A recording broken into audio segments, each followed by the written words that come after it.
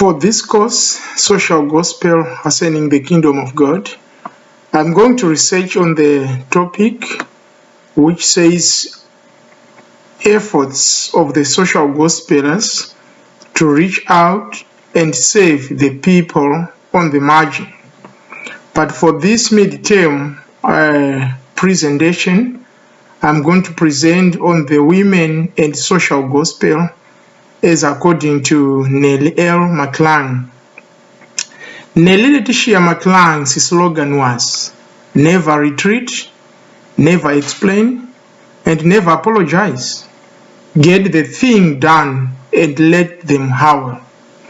Nellie was an activist, a prominent campaigner in the successful drives for female suffrage in Manitoba and Alberta.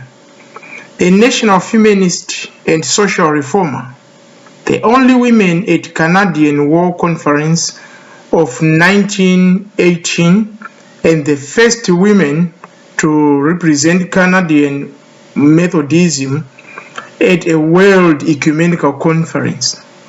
In 1936, she became the first women member of the Canadian Broadcasting Corporation's Board of Governors, and in 1938, a Canadian delegate to the League of Nations.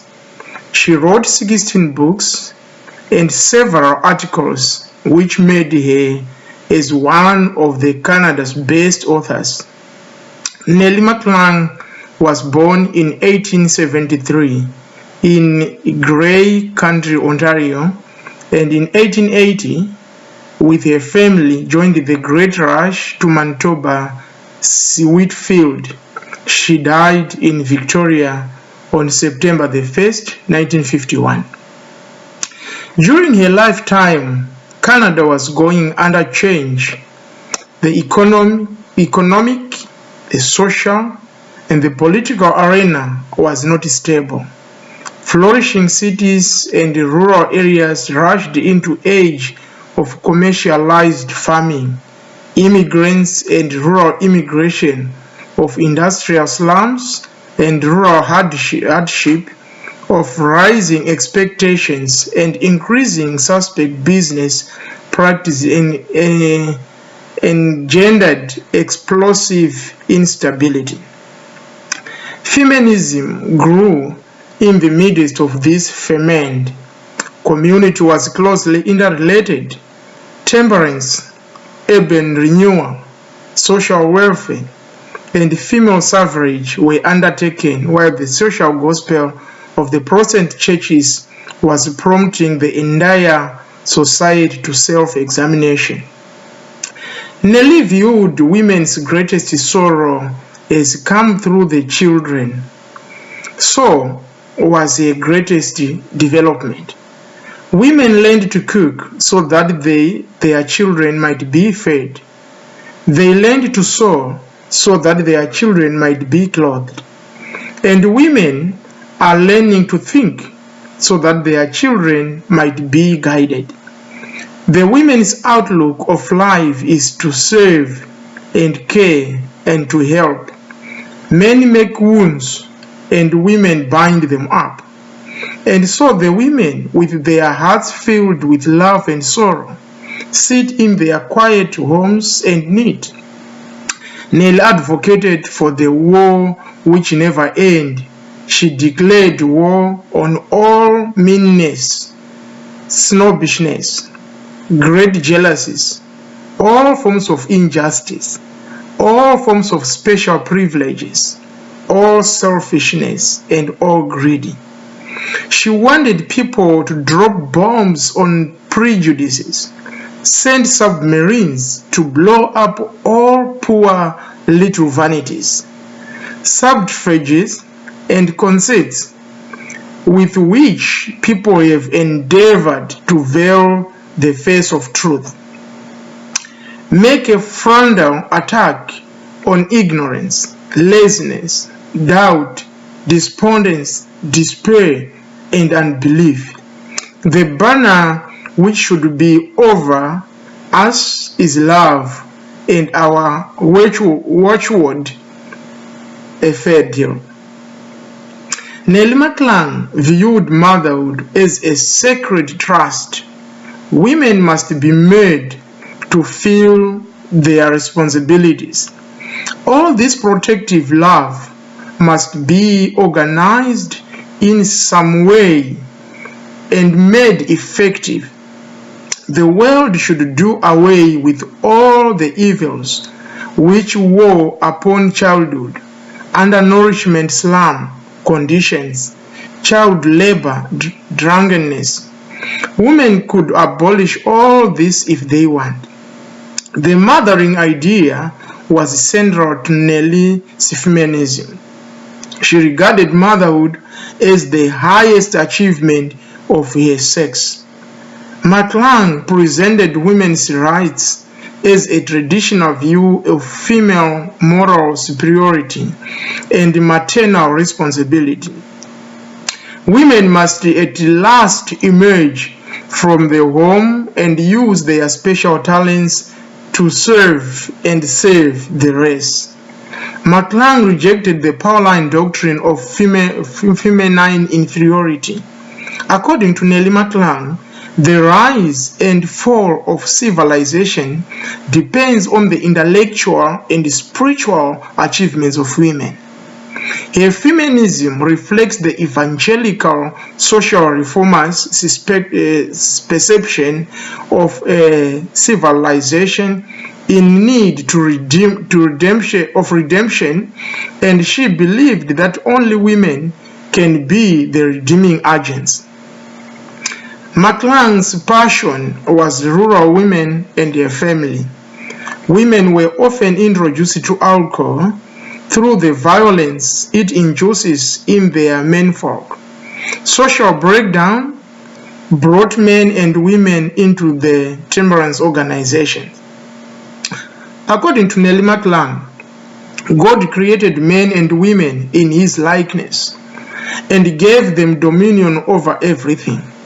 This shows that by creation order, it was a fair deal. There was no inequality, no favors, and no special privileges. Whenever inequality has crept in, it was nothing to do with God's plan. God is not to blame. Inequality has risen from men's superior physical strength, which is noticeable in the human family. Christ came to challenge the belief that physical strength is the dominant force in life.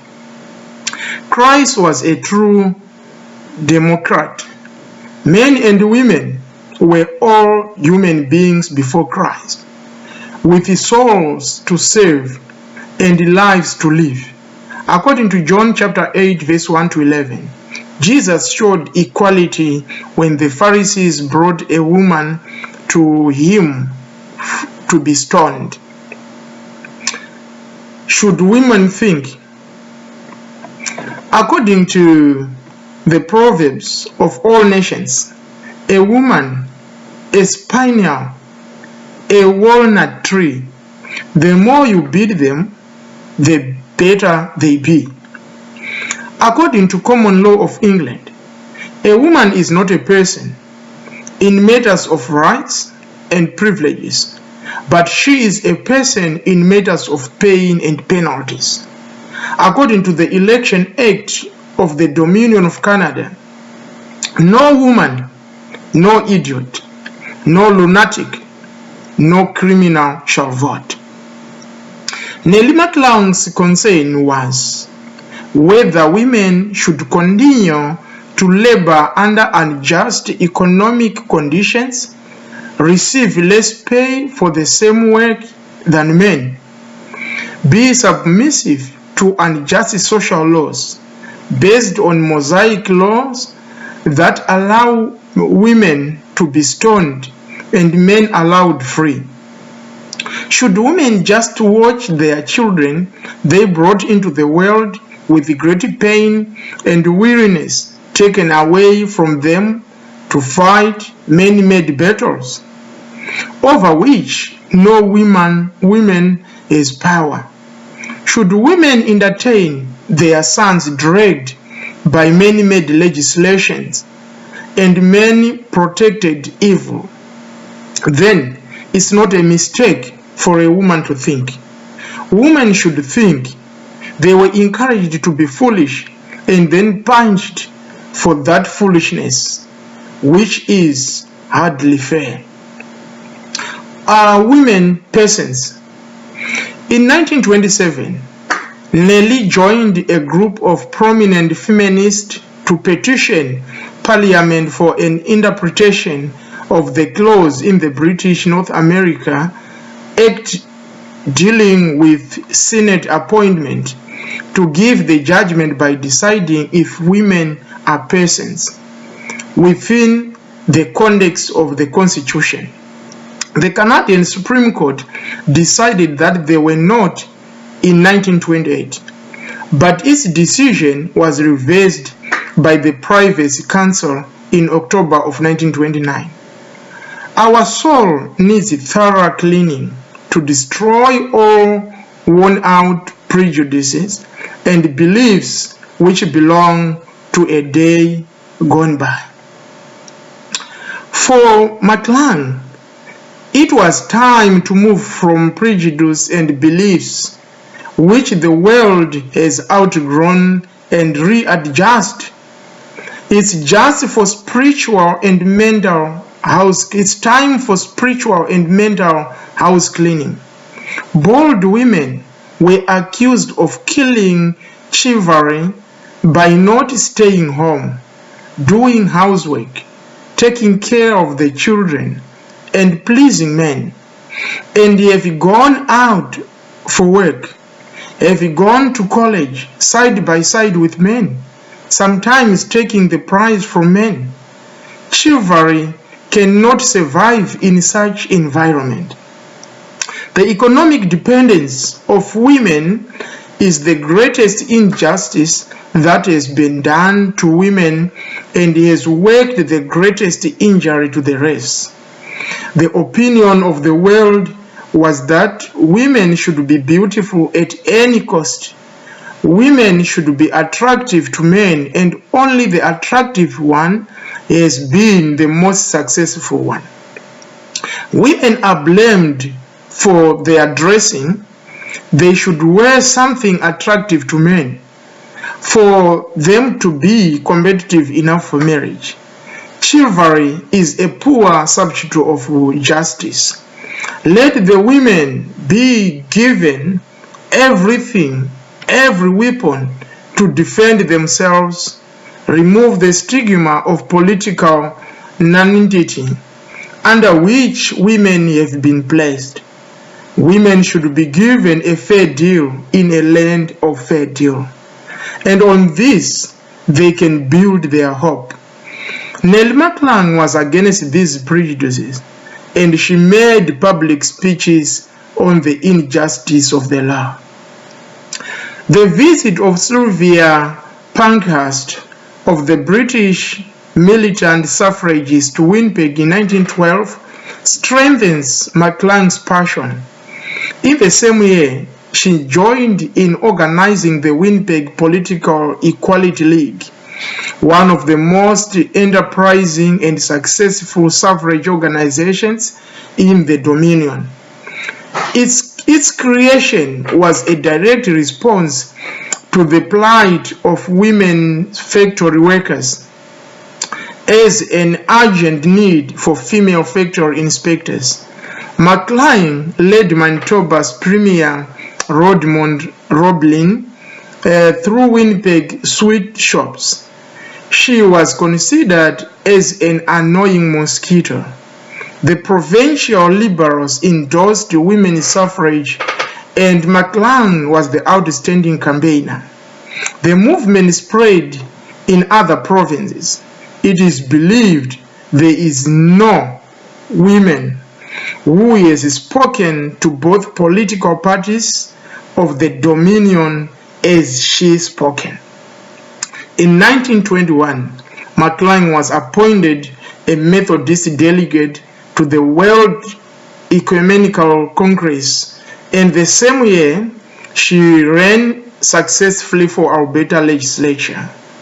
During a 5-year term, she championed temperance, public health, mother's allowance, rural improvement, and women's rights.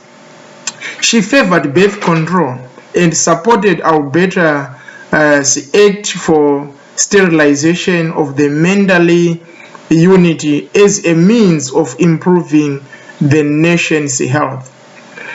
The demand for vote for Nellie McClung was a spiritual move for women to protect themselves from the evil laws of the society.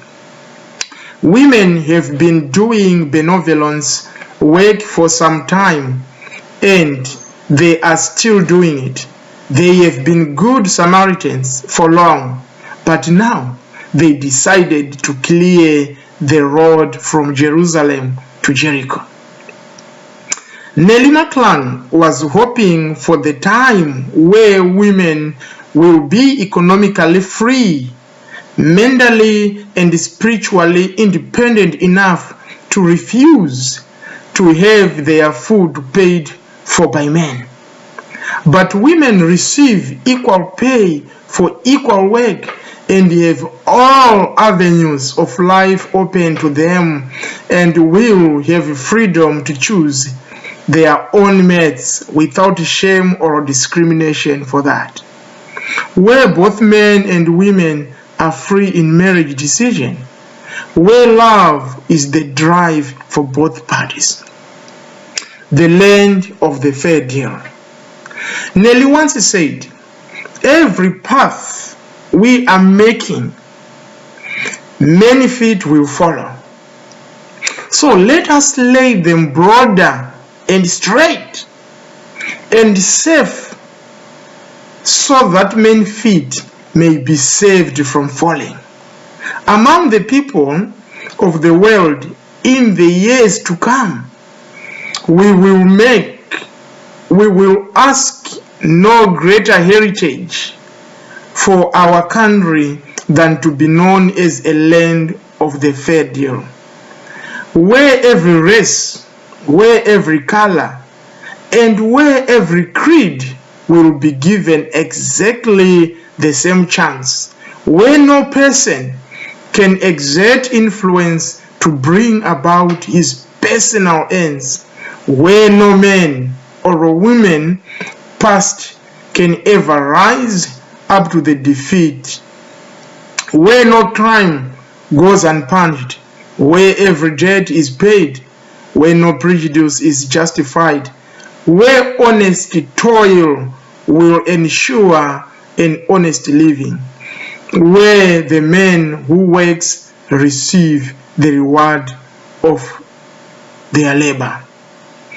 Nellie McClung felt that there was an urgent need for transforming the patriarch, which is the inner structuring of sexism, racism, class exploitation, and colonialism in women's lives.